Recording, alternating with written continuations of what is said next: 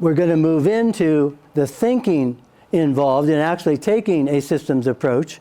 So what Bennett's hierarchy gave rise to was SMART goals that are specific, measurable, attainable, relevant, and time-bound. And this is where our history as evaluators comes in. When we started, and I was there, the program here in Minnesota was the first, we thought what we were going to be doing, and it was how evaluation was defined in the early days, that what we were doing was measuring goal attainment. We would go out and find out whether or not programs attained their goals. And we went out to start doing that. And what we found was programs didn't have goals. In fact, they didn't have programs. They had a lot of busy people doing a lot of stuff, but it didn't seem to be directed at anything. And those folks were perfectly happy with that. You know who needed goals and programs? Evaluators. Because that's what we were going to evaluate. And so we moved from the back end, going out to find out if goals were being achieved, to the front end, writing the damn goals. And doing the logic models. And we did excellent work with making goals specific, measurable, attainable, relevant, and time-bound. Not always the goals that the people working had, but they were the goals that we had for them, and that we could measure, that we could evaluate. And we got in the logic modeling business. So it moved us from the back end, how did things come out, to the front end of helping design. Now, what's important about this, for what we're talking about this morning, is that evaluation, and we think appropriately, because a major principle of evaluation is evaluators ought to be involved from the beginning. But it means that the frameworks we bring to the table and how to think about what an intervention is has huge consequences. And the tools that evaluators have developed over these years are SMART goals and logic models. Theory of change gets added in when you identify the mechanisms in the logic model that bring about the change. How does the change happen? A logic model just has to be logical and sequential, a set of steps. Theory of change has to say why that works. Logic model assumptions then they're linear and sequential. They have discrete outcomes. They have a well-specified intervention. They have direct cause-effect modeling. They have clear boundaries in a closed system. They have control over inputs, activities, outputs, and outcomes. And as they've developed, they've gotten feedback loops. They've gotten many more boxes. This is called a logic model from CDC. It's actually an organizational chart. It's not a logic model at all. And when United Way adopted logic models, which they did without being able to train anybody in how to do them, the mistake that folks have made over time and still make is think that the issue is to see how much crap you can put in the boxes and ignore the fact how they're related across, which is the point of the logic model, is what's going on horizontally. But people thought, oh, these boxes here, we can't just have a little thing at the top. We better fill that up with lots of stuff. And that's how we get this kind of stuff. So traditional evaluation has gotten very good at evaluating programs and projects, clusters of grants, goal attainment, outcomes, implementation, using logic models and theories of change, generating findings, judgments, lessons, and recommendations. We've nailed that. There are lots of good tools. The evaluators in this room are all trained in that. Many of you are trained in that on the program side. That's traditional evaluation. That's the world of projects and programs. But the world we've moved into is asking for evaluation of mission, strategy, advocacy campaigns, policy change, systems change, complex dynamic interventions, community impacts, regional initiatives, environmental ecosystem sustainability, networks and collaborations, leadership, inclusiveness and diversity, innovation, collective impact, scaling, principles, None of these things are projects. But what we do is turn them into projects, because that's what we know how to do. We turn them into logic models and SMART goals. But what they are systems change as a big umbrella. As Einstein famously said, we cannot solve our problems with the same level of thinking that created them. And the project level thinking has actually exacerbated problems by separating them from the systems of which they are a part. I've been at this for over 50 years, going on 60 years, and I've become convinced, as a foundation for what we're talking about today, that effective programs are effective because they manage to cut themselves off from the dysfunctional systems that surround them, and that projects and programs that fail because they are crushed by the systems that they are a part of.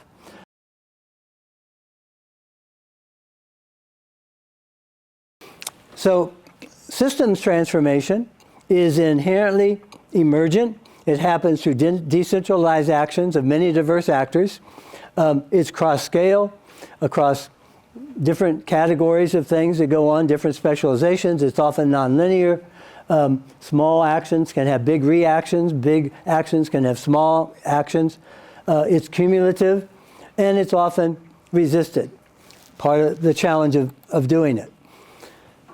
The characteristics of systems, you're all aware of this, you know the lingo. The parts are interdependent, such that a change in one part changes all parts. The whole is greater than the sum of the parts, consists of interconnected relationships. Boundaries are socially constructed, perspectives vary, and systems are made up of subsystems and function within larger systems.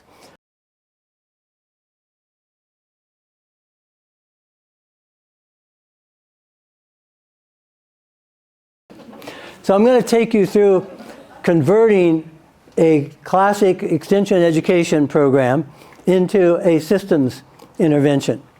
This is a real program for a teenage pregnancy education program. It begins with the inputs of staff and location and funding, and then the program reaches out to pregnant teens. This is a program aimed for unmarried pregnant teens in poverty. The teens participate in the program as an output. The short-term outcomes is that the teens learn prenatal nutrition and self-care, increased knowledge. The intermediate outcomes is the teens develop commitment to take care of themselves and their babies, attitude change. The longer-term outcome is they adopt healthy behaviors, no smoking, no drinking, attend prenatal clinic, eat properly, and the impact is to have healthy babies. The CASA pieces are there. This is right out of Claude Bennett. It's the classic logic model. What's the target of this logic model?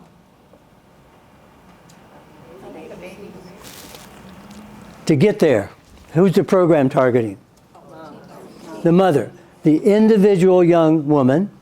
And this is the most common strategy in the world. What's the strategy of this program? It's the education model. Give people information and they will change behavior. And we have 50 years of evidence that that doesn't happen. Because behavior is rooted in systems. Information is one part of that system, but it turns out not to be the dominant part. There's a small proportion of the population that's ready for information to make a difference behaviorally. Most it doesn't affect. We have to come at behavior in multiple kind of ways. So this model takes the individual autonomous young woman and gives her information that's going to supposedly change her behavior. What do we know is the most important influence on youth behavior? Their peers. These appear to be immaculate conceptions. There are no fathers involved in this program. But if we took that knowledge, you all know, that peer influence is important, and we change this from simply targeting, giving the young woman information to have a healthy baby, and say, how can we strengthen her system of support? What we did in a program that McKnight funded some years ago was to at the beginning of the program, instead of doing a pretest of knowledge and behavior, we gave each young woman a flip chart, 20 young women, and markers, and asked them to draw a picture of their support system. Who in the world was important to them? Could be parents, family members, peer friends, child's father or peers, teachers, prenatal, anybody. They would each draw a simple map of their support system, and then be invited to bring at least 2 of those people to the program, to make it an intervention into her support system, not treating her as a simple autonomous individual, but strengthening her support system, moving from an individual information to behavior model to it takes a village model. At the same time, when we did that with this initial group of 20 young women, 2 of them had blank pages. No one in the world that they were in relationship with. And 2 of the other young women said, well, I've got a bunch of people who help me. You come be part of my group. And so right away, the very systems intervention was changing systems, was changing relationships. And they then, when we started looking at the things that affected and influenced them, the next layer of systems work was to look at how that program was connected to other interventions. The education program by itself is a small part of having a healthy baby and her support system. The prenatal clinic is going to come in, the hospital, the medical. She's going to, all those things you came up with on A Passionate Kiss come into having a healthy baby.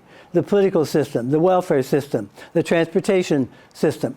One of the things that we looked at was inviting the young women to share what media they were a part of, what movies they watched, what things they were in social media, what music they listened to, and what that music said about them. And then they created playlists that were positive and affirming for themselves, taking control of that entertainment system that surrounds what's going on in their heads and with each other. They went down to Hennepin County Medical Center to get their prenatal. We did a focus group with them. That happened the 3rd week of the program. Did a focus group. Every one of them said, I never want to go back to that place. They had vouchers, which meant people knew they were poor and unmarried. They were made to wait a long time. They said the nurses talked down to them. The doctors didn't even see them. They were treated like crap, and they didn't want to go back there. Well, the program's an education program. But one of the people knew a midwife at Hennepin County and said they started thinking about, could we send people in groups, send the young women in groups so they could support each other? We have a staff person go with them. We'd have to get more resources to be able to do that. And for this one time, because they use their system connections, who knows what are the options we have. For the early parts of the prenatal care, they actually managed to get an emergency vehicle and midwife to come out to the program and do the exams on site. The young women were so moved by that, they were in tears, that somebody would go to that trouble and take their feedback into account. The participation throughout that program was 100%.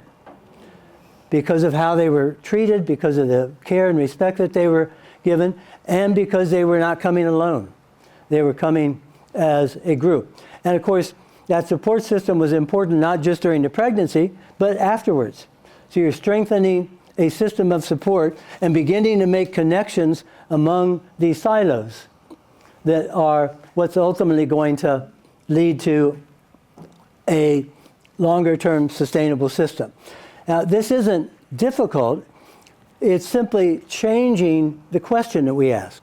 Instead of saying, what information do we give to change behavior to have a healthy baby, we ask, what system is a person a part of that, whatever the issue is that we're dealing with, that affects their behavior, who's connected to that, what institutions are connected to that, and how do we create interconnections in those relationships that will help move the behavior and the community in the direction that we think is healthy, obviously with their collaboration and participation.